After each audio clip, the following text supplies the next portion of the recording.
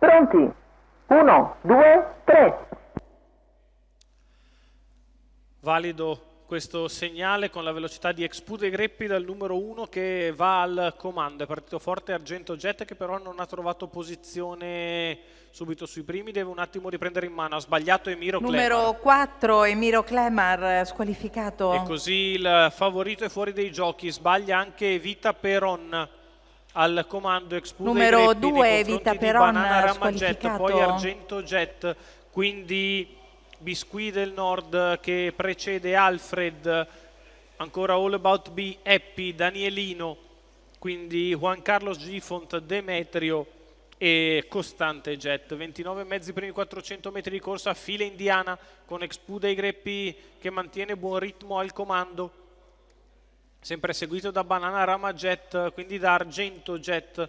45-2 i primi 6 per Expude Greppi, che guida liberamente nei confronti di Banana Rama e poi di Argento Jet, quindi Alfred. La mossa esterna da parte di All About B, che si scopre dopo un giro in 1 minuto e 8 decimi e risale gradualmente.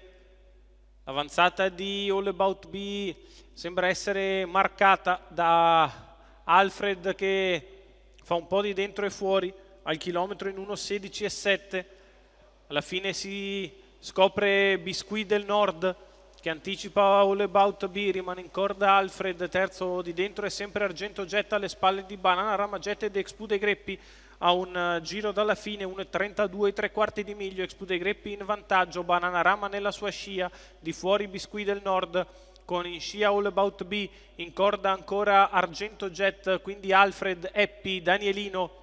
I penalizzati che non sono ancora entrati in gioco a 600 dal palo. Expude Greppi che si mantiene in vantaggio nei confronti del resto del gruppo. Di fuori Biscuit del Nord, muove in terza ruota Happy per anticipare le mosse di Danielino. 2:1,7 il miglio di gara. Expude Greppi è in vantaggio, di fuori Biscuit del Nord, cala Banana Rama Jet, in mezzo alla pista c'è Happy che prova lo sprint, poi ancora All About B, quindi Danielino e gli altri all'ingresso della dirittura d'arrivo. È in vantaggio Expude Greppi, Happy che prova ad andare a prendere, quindi ancora Biscuit del Nord in vantaggio. Expude Greppi, arriva Happy che va al suo attacco, Happy che passa nei confronti di Expude Greppi, Happy che viene a vincere nei confronti di Expude Greppi. Al terzo posto Danielino.